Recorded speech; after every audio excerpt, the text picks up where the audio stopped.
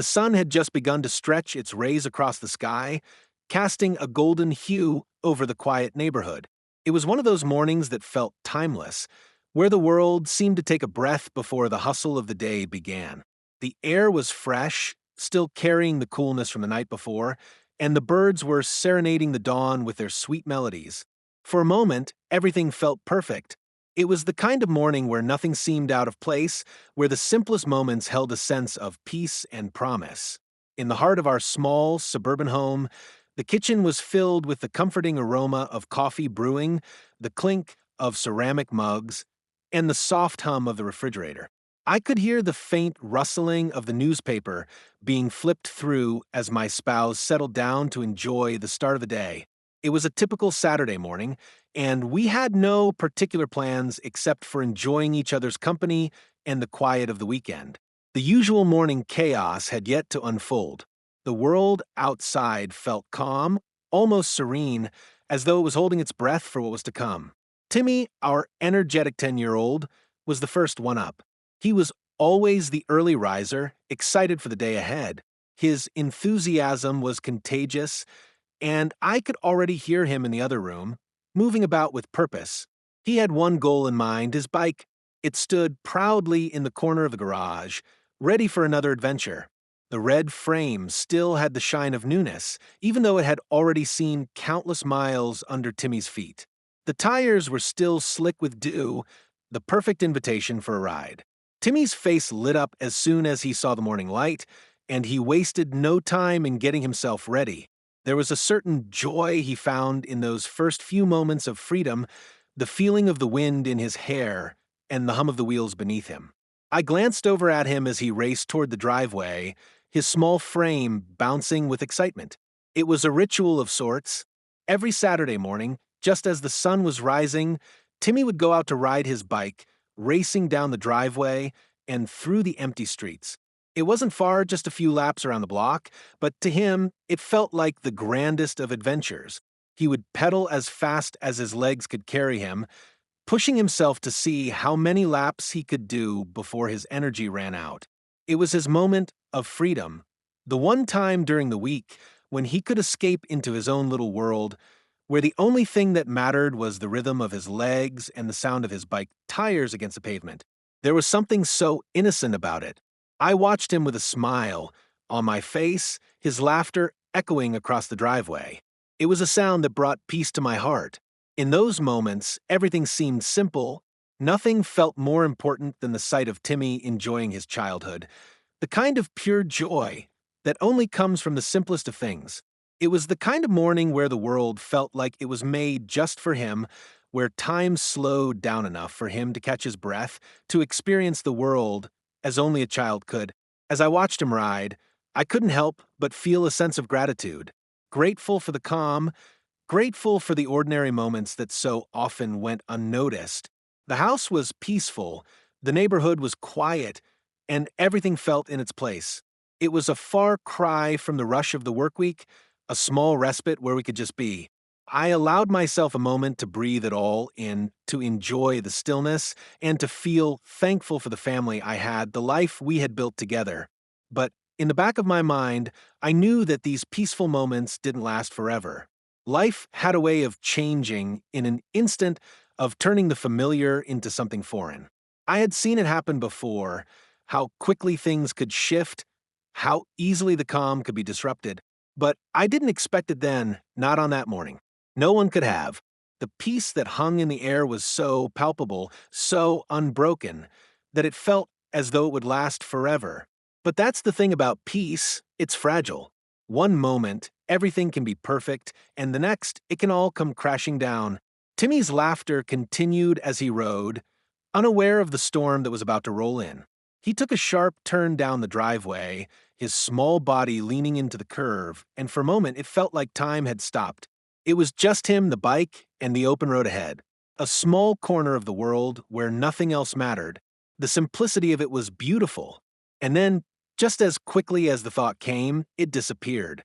It happened so suddenly, so unexpectedly.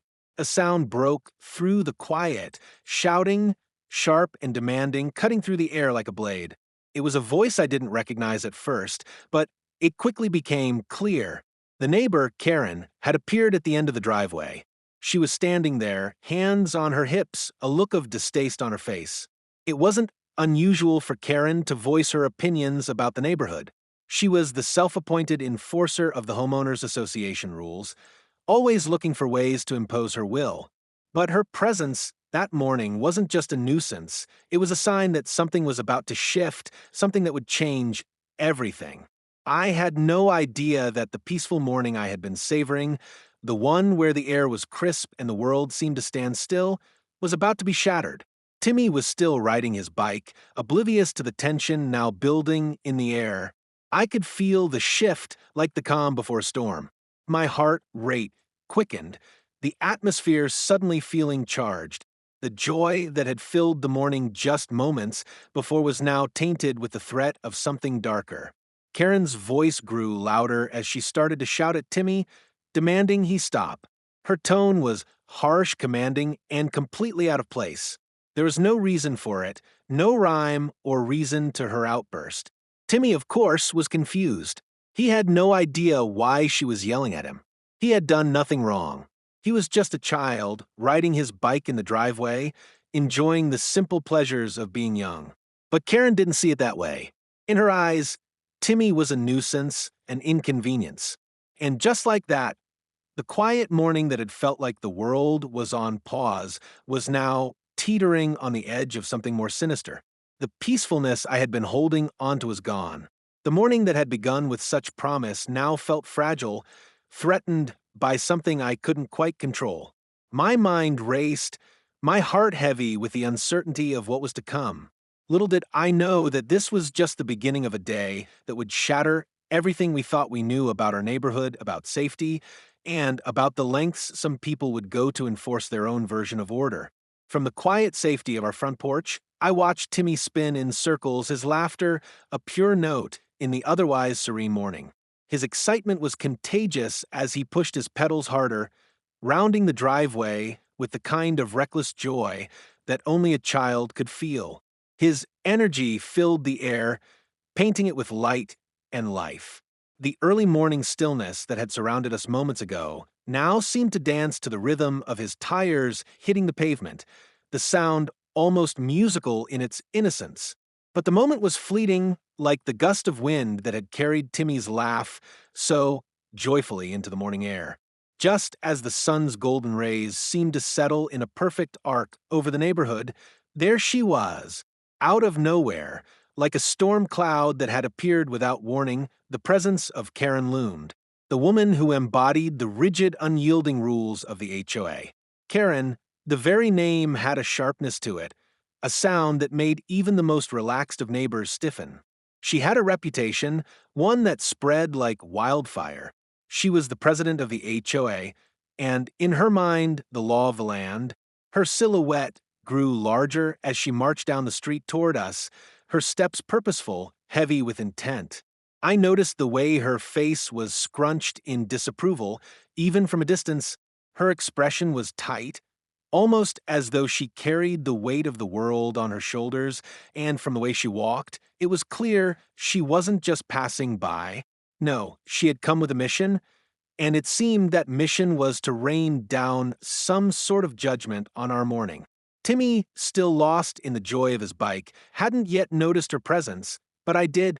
Something about the way she approached, her every movement exaggerated, sent a jolt of unease through me. It was as though the entire neighborhood had gone still. Even the birds had stopped their morning songs. Karen's approach wasn't casual, it was deliberate, and I knew instinctively that something was about to change. The air had shifted. The peaceful morning I'd been cherishing was now filled with tension, and I couldn't put my finger on why it felt so wrong. But I didn't have long to wonder. Before I could even take another breath, Karen was standing at the end of the driveway, her eyes locked onto Timmy as though she was examining every move he made. She wasn't just watching him, she was glaring. Her face had twisted into a scowl, so intense that it was as if the mere sight of a child enjoying his bike was an affront to everything she stood for. I stood up straighter, my instincts kicking in, trying to prepare myself for whatever was coming next. "That's too much noise," she shouted, her voice cutting through the air like a knife. The words felt unnatural, harsh, and completely out of place. The morning, which had been so filled with the innocent sounds of a child's laughter, now seemed tainted by her voice. It wasn't a complaint you'd expect on a quiet Saturday morning, especially not from someone who had no right to police a child's enjoyment. Her tone was sharp, accusatory, and filled with a venom that felt disproportionate to the situation. I could barely make sense of it. There she was, standing at the end of the driveway, practically shaking with fury, while Timmy, who had been nothing but an innocent child enjoying his time, continued to pedal away, unaware of the storm that was brewing. In that moment, I couldn't understand her anger. She was making a fuss over something so trivial, something so harmless. A child on a bike. What had happened to the simple joy of being outside, of feeling the sun on your skin and the wind in your hair? It wasn't like Timmy had been causing any real disruption. He wasn't speeding up and down the street, revving an engine, or creating a racket with loud music. He was just riding his bike. It was one of the most peaceful things a child could do. But Karen had her own version of order. In her mind, every action had to be scrutinized, every sound measured, and every movement confined to her rules. It didn't matter that no one else seemed to mind. If something was out of place in Karen's world, it needed to be corrected, even if the correction was rooted in nothing more than her own desire for control. And that was exactly what this was: control. Karen wasn't just angry about noise, she was angry that something in her world wasn't conforming to her standards. She had this belief that it was her responsibility to maintain the proper way of living in this neighborhood, and if anyone stepped outside those invisible lines, she felt the need to intervene. I had heard stories from neighbors about her overstepping, making rules out of thin air, calling in complaints for things like too much grass in a lawn or a mailbox that didn't adhere to the approved color. But this was different. This was personal. This was her taking aim at my child's simple joy. It wasn't just about a noise complaint anymore. It was about the unspoken war that had been brewing between her and the families she had deemed less orderly. The HOA, which had once been a benign entity, had become her kingdom, a place where she ruled by fear and arbitrary judgments.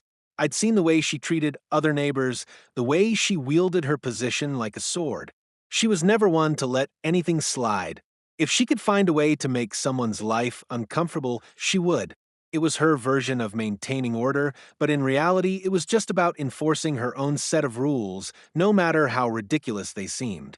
Karen's eyes locked with mine as I approached the driveway. Her expression darkened further, if that was even possible.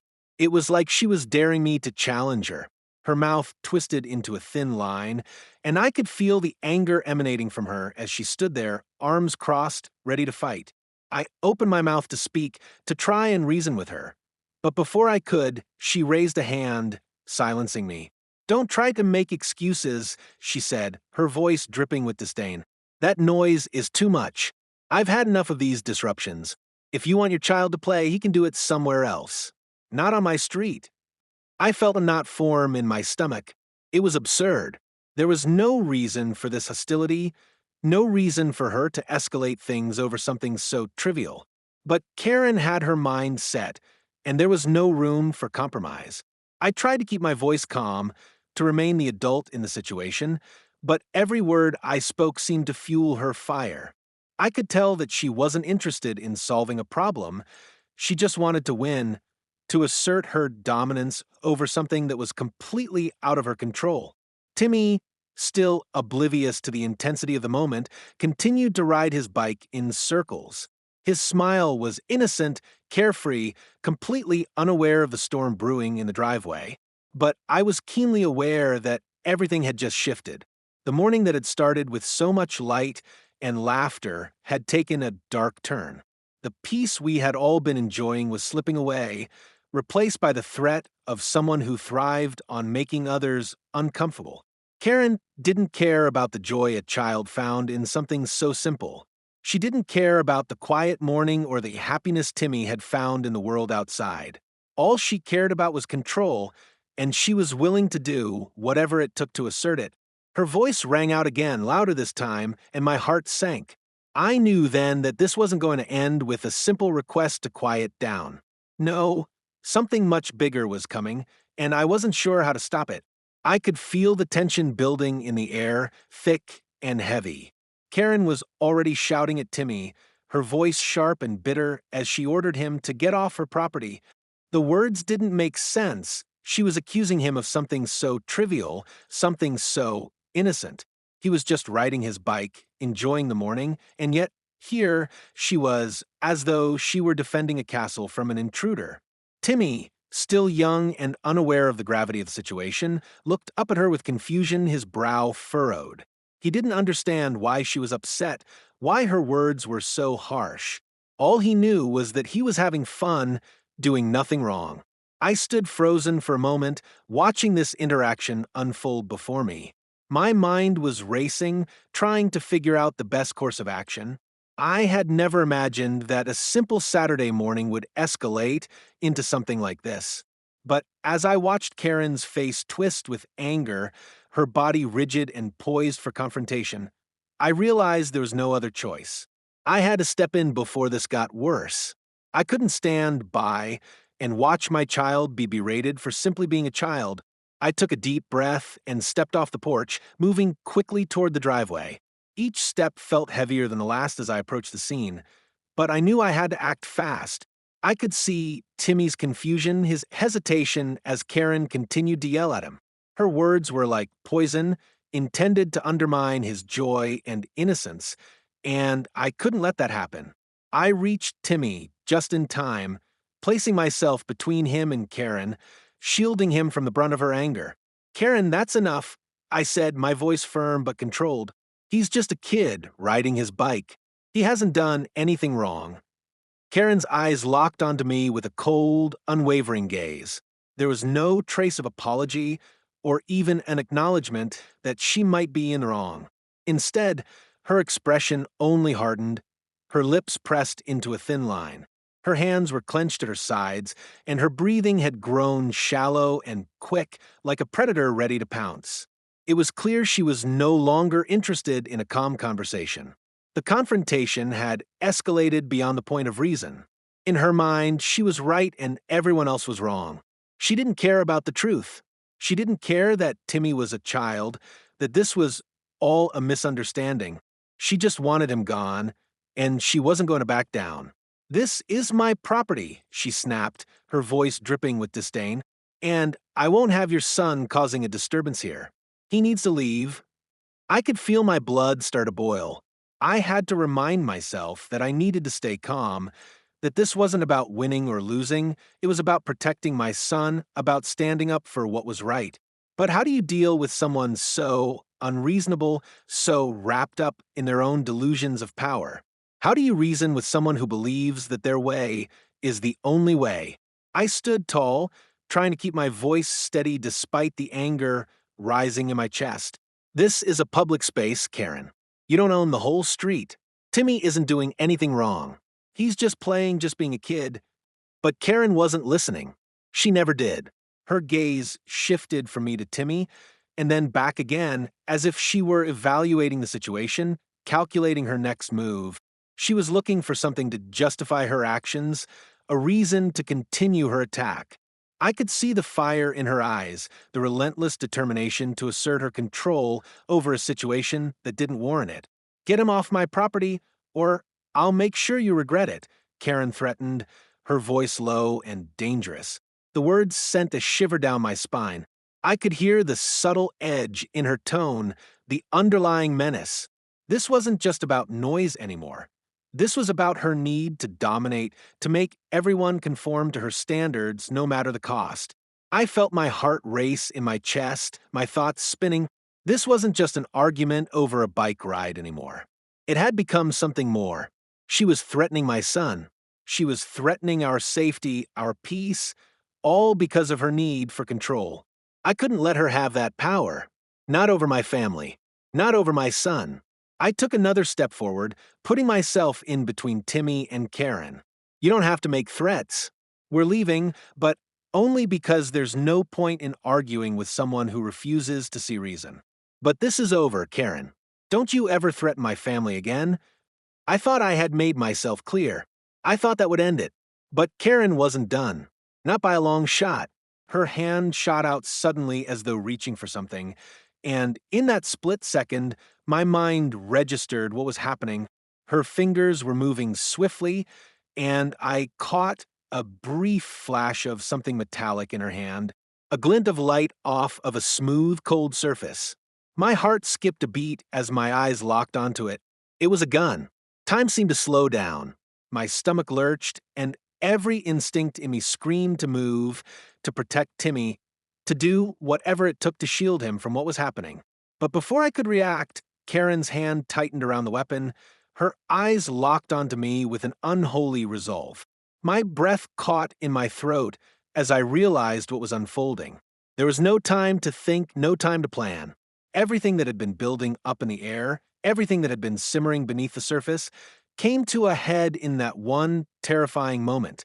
The gun glinted once more, and then there was a sound sharp like the crack of a whip, a sound I would never forget, a sound that shattered everything. But the worst part wasn't the noise. It wasn't the terror that flooded my veins in that instant. It was the look in her eyes, the cold, calculating certainty. This was no longer about a dispute. This was about power. And in that moment, Karen had crossed a line. She had gone too far. I felt a rush of adrenaline as my body moved before my mind could catch up. My heart raced in my chest, my thoughts fragmented as I tried to process the danger. But all I could think of was getting Timmy to safety. I had to act fast, to do something, anything before things got worse. Karen's eyes never left me as she gripped the gun, her posture stiff, her face contorted in some twisted form of satisfaction. My body was shaking with fear, but I couldn't show it. I couldn't let her see how terrified I was. If she saw that fear, she would feel empowered. I couldn't let that happen. Karen, put down, I said, my voice trembling but firm, my hands raised in an attempt to show I meant no harm. You don't want to do this. But she wasn't listening. The woman I had once seen as just an annoying neighbor had become something else entirely. She was no longer just a nuisance. She was a danger, and I realized in that moment how far someone like her could go when they believed they were in control. The sense of security I had felt just moments before was gone, replaced by a cold fear that crawled through my veins, making my legs weak. There was no turning back. The world seemed to fall silent in that moment, as if everything around me had been muted by the terrible reality of what had just happened. A loud crack shattered the stillness, followed by the unmistakable sound of something heavy hitting the ground. A sickening thud that echoed in my chest. The air around me grew thick, heavy with an impending sense of dread that I couldn't shake. It was as though time itself had come to a halt, allowing the horror of the moment to settle in. I turned just in time to see Timmy crumple to the ground, his small body collapsed, the bike falling away from him in slow motion, the wheels still spinning uselessly against the asphalt. He let out a low cry, one that seemed to resonate in the pit of my stomach as he clutched aside. Blood, bright and red, began to pool around him, spreading out on the driveway like a dark stain against the gray pavement. My heart stopped as my eyes locked onto the blood, his blood. The sight of it, the helplessness, the sheer weight of it all, slammed into me with a force that took my breath away. My mind screamed in denial, but my body couldn't move. I was frozen, paralyzed by the nightmare unfolding before me. This wasn't happening. This couldn't be happening. But the blood told a different story. The sharp crack of the gunshot still echoed in my ears, and the reality of Karen's actions settled in like a thick fog, clouding my every thought. She had done this. She hadn't just shouted at Timmy or threatened him, she had pulled the trigger. She had shot my son. The feeling of disbelief lingered, but it was quickly drowned out by a wave of panic. Timmy, my son, the child I had loved and cared for every single day of his life. The child I had promised to protect. And now, here he was lying on the ground in a pool of his own blood, and I was helpless to stop it. I was supposed to protect him, to shield him from harm. But in that moment, I felt powerless. I stumbled forward, my legs shaky, my mind scrambling for any sense of logic, for any way to fix what had been broken. But there was no fixing this. The moment had passed, and nothing would ever be the same. Karen had taken that from us. She had taken Timmy's safety, his childhood, and in one cruel act she had stolen our peace. Timmy! I screamed, my voice raw, my throat tight with panic.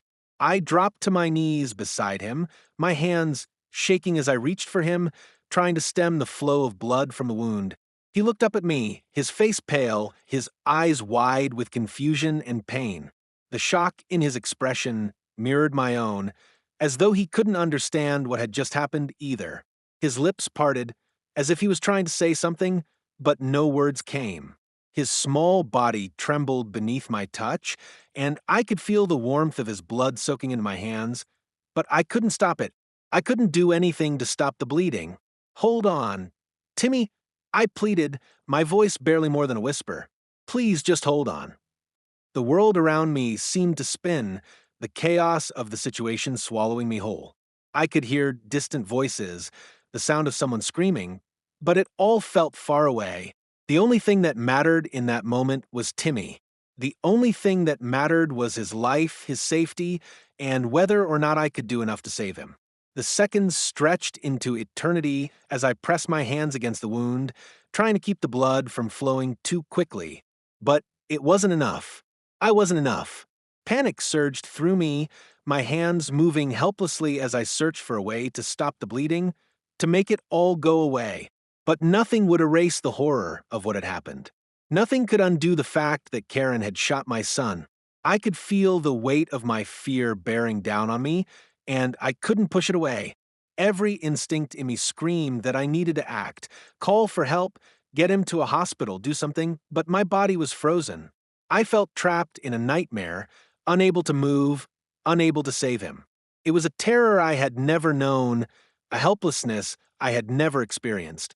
My son was lying in front of me, blood seeping into the ground beneath him, and there was nothing I could do to stop it. It was then that I heard the sirens, distant at first, but growing louder, a reminder that help was on its way. The sound of an ambulance, the promise of medical assistance, of someone who could save him. But even as the sirens wailed, a part of me knew it might be too late. Time was slipping away, and the blood that was pooling around Timmy was the clearest indication that every second counted. Please, God, please don't let him die, I whispered through gritted teeth, my voice a broken prayer. My hands pressed harder against the wound, desperate, frantic, trying to do something, anything to stop the blood from pouring out of him. Timmy's breathing was shallow now, his body weak beneath my hands. His once bright eyes were now clouded with pain, his body trembling with the effort to stay conscious. He was slipping away from me, and all I could do was hold him. All I could do was beg for a miracle. In the distance, I could see Karen still standing there, frozen in place. She was watching us, her expression unreadable, and I couldn't understand it. I couldn't fathom how she could stand there and do nothing, how she could have fired the shot that had brought us to this moment. Had she really done this? Had she really taken a gun and shot my son over something so trivial, so completely insignificant in the grand scheme of things? The thought was incomprehensible. This couldn't be real. But the blood, the pain, and the horror of the situation told me otherwise. The ambulance finally arrived, its sirens screeching to a halt in front of the house. The paramedics rushed out, their movements swift and professional, but the look on their faces told me everything I needed to know. They were already assessing the situation, and they knew what we were up against. Timmy was in critical condition, and every second counted. They moved quickly, taking control of the situation with a calm that I couldn't match. "Sir, we need to move him now," one of the paramedics said, his voice steady as he looked at me. I nodded numbly, allowing them to carefully lift Timmy onto the stretcher. As they loaded him into the ambulance, I felt a cold emptiness settle into my chest. The fight to save him was far from over, and I couldn't help but wonder if it was too late. But I had to hold on to hope. I had to believe that my son could make it through this, that he could survive this unthinkable act of violence. I had to believe that despite everything, he would come out of this alive. As the ambulance pulled away, I stood there in the driveway, staring at the empty space where Timmy had been just moments before. The bloodstain on the asphalt remained, a cruel reminder of the nightmare we had just lived through. The silence was deafening, and I couldn't shake the image of Timmy lying there, so small, so vulnerable, and so terribly hurt. I couldn't forget the look in his eyes, the confusion, the pain, and I couldn't forget the cold, calculating way Karen had pulled the trigger. The unthinkable had happened, and nothing would ever be the same again. Time seemed to stretch, each second heavier than the last as I knelt beside Timmy, my heart racing in my chest. His small body was limp, his breathing shallow and uneven, and all I could do was try to keep the blood from flowing, try to keep him alive long enough for help to arrive. His face was pale, his eyes unfocused, and his lips were tinged with the unmistakable color of someone slipping away. My hands were trembling as they pressed against the wound, the warmth of his blood soaking through my fingers, but it wasn't enough. Nothing felt like it was enough. I had never been so terrified in my life. The cold, steady fear that gripped me made it hard to think straight. I couldn't let myself lose control, not now, but with every second, with every drop of blood that seemed to pour out of him, my grip on reality slipped further away.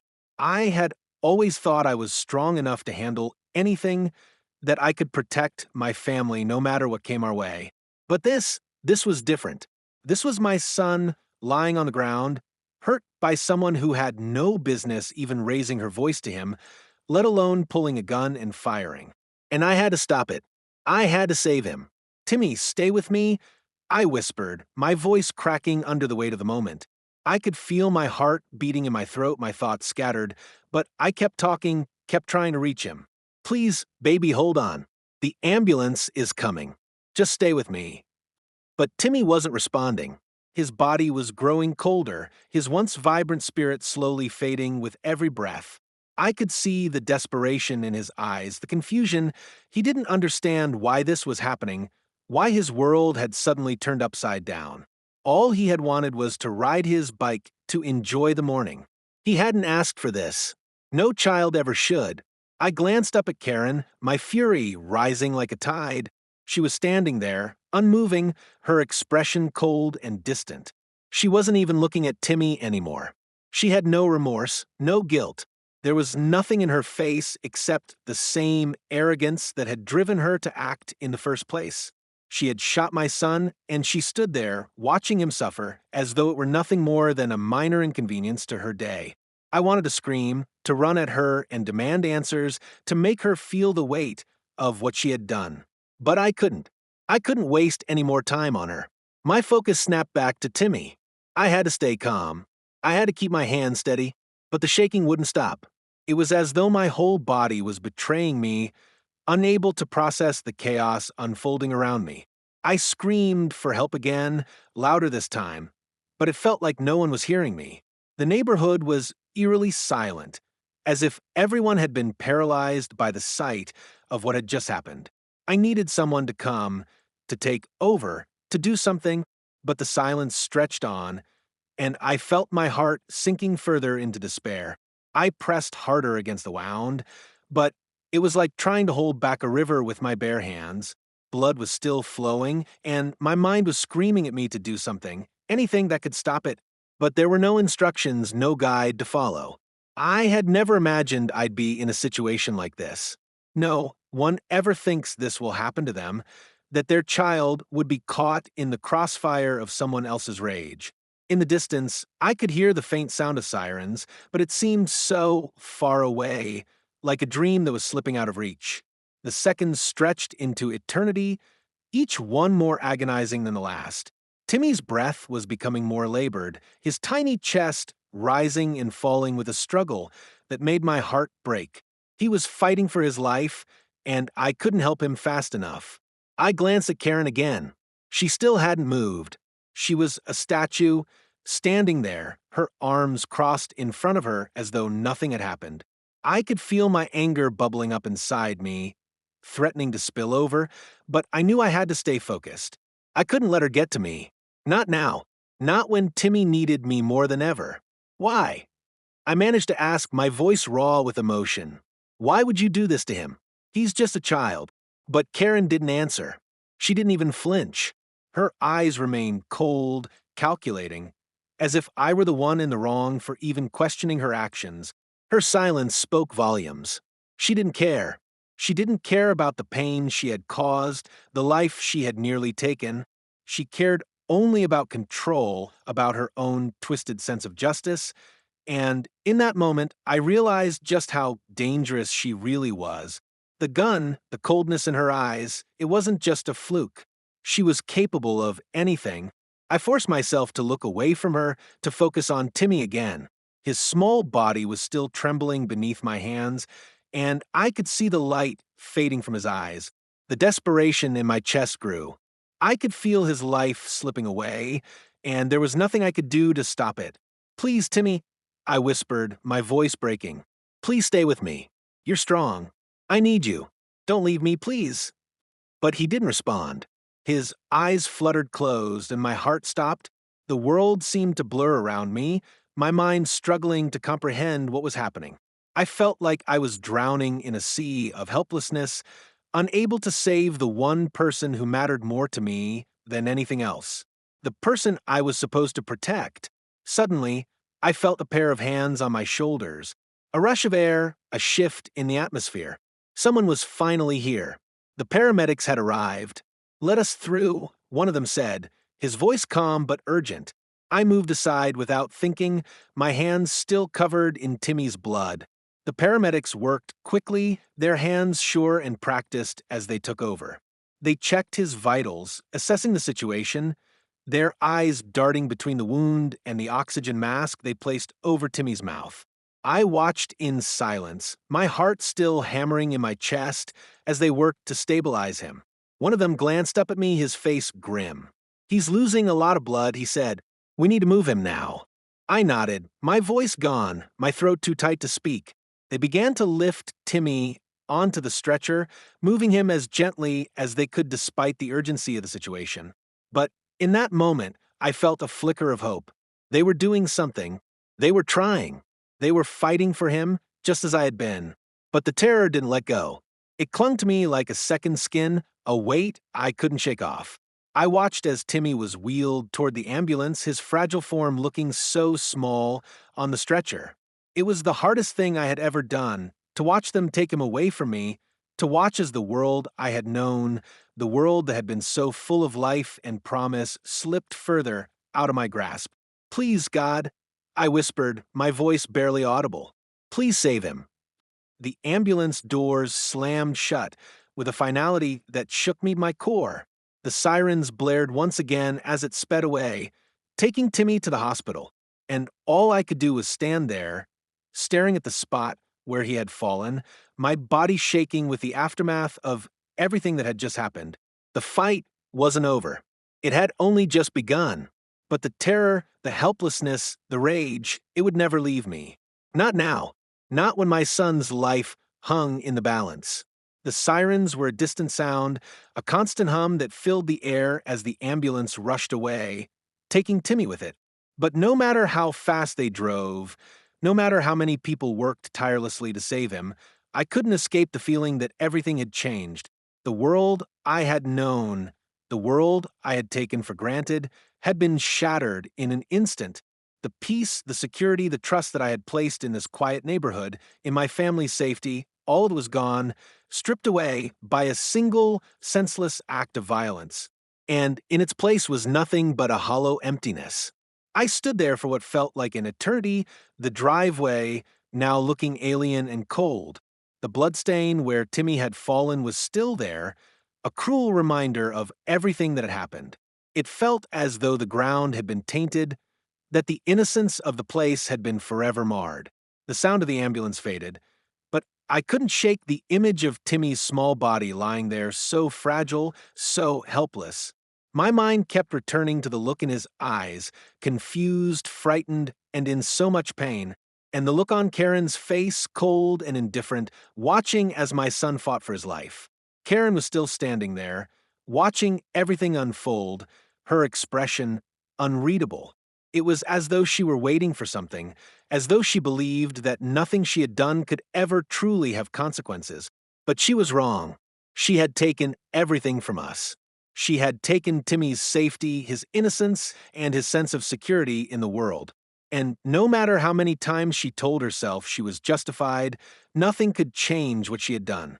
The police arrived shortly after the ambulance left, their presence a reminder that this wasn't just a tragedy, it was a crime. The officers moved with purpose, speaking with neighbors and taking notes, their faces somber as they approached Karen.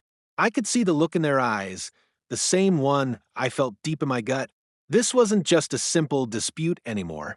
This was an act of violence, an assault on a child, and the consequences were going to be severe. Karen didn't resist as she was handcuffed. She didn't shout or protest. She simply stood there, her back straight, her face impassive. It was as though she had been expecting this moment, as though it were inevitable. The officers led her to the squad car, and for a moment, I wondered if she felt anything at all. Did she feel remorse? Did she understand the gravity of what she had done? Or was she so wrapped up in her own sense of control that she couldn't see the destruction she had caused? I wanted to scream at her, to demand answers, to make her feel the weight of what she had taken from us. But I couldn't bring myself to do it. My thoughts were consumed with Timmy, with his life, with the fight he was facing in that sterile hospital room. I had no energy left to waste on Karen. Not now. Not when my son needed me more than ever. I stood there in silence, watching the police car drive away with Karen inside. The neighborhood felt empty without her, like the air had been cleared of something toxic. But it didn't matter. She was just a footnote in this story now. The real battle was inside the hospital, in the sterile white halls, where doctors and nurses were fighting to save my son's life.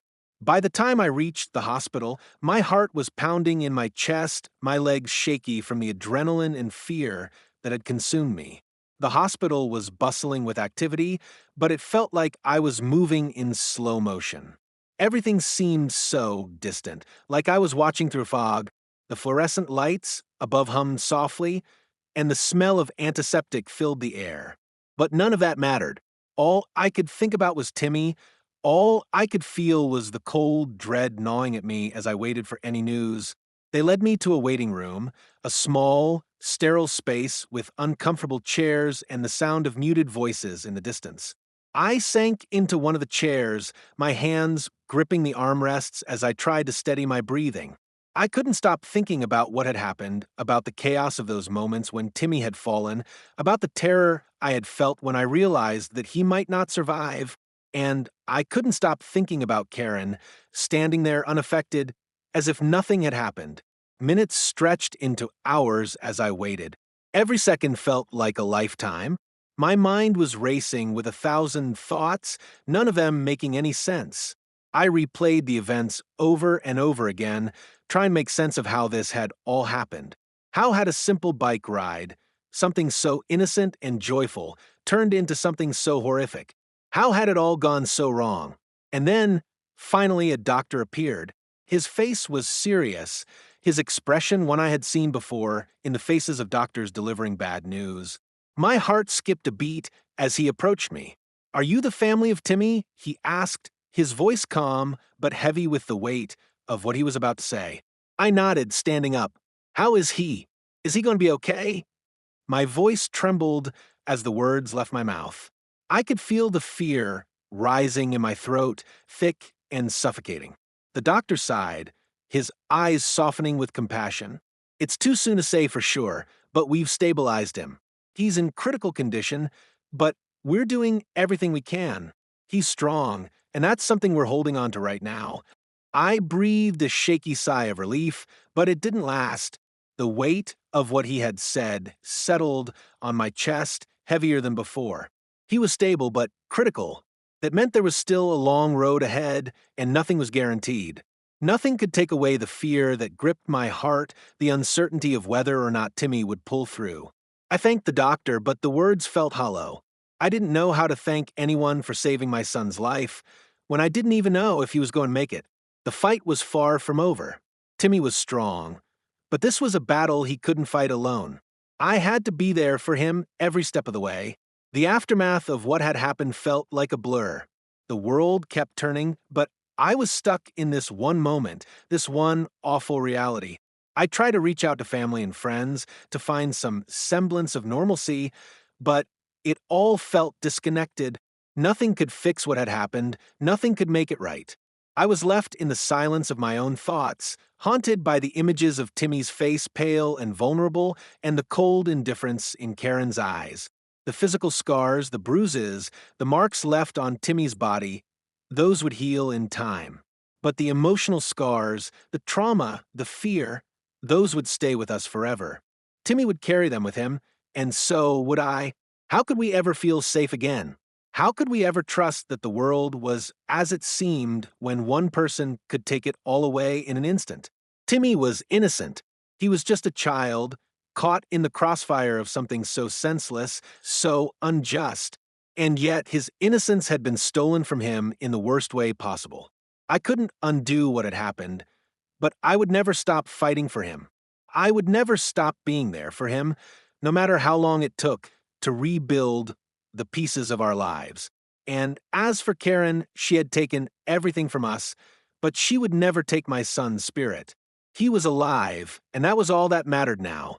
No matter what happened next, no matter how long the road ahead, I would be there for him. I would fight for him just as he was fighting for his life. Because that was what parents did. They never gave up. And I would never give up on Timmy. If you've been moved by Timmy's story and want to hear more about the shocking events and the aftermath, don't forget to subscribe to our channel HOA, Denied Access, for more eye-opening content. Stay updated and join the conversation. Your support matters, and together we can shed light on the truth. Hit the notification bell to stay informed with every new video we release.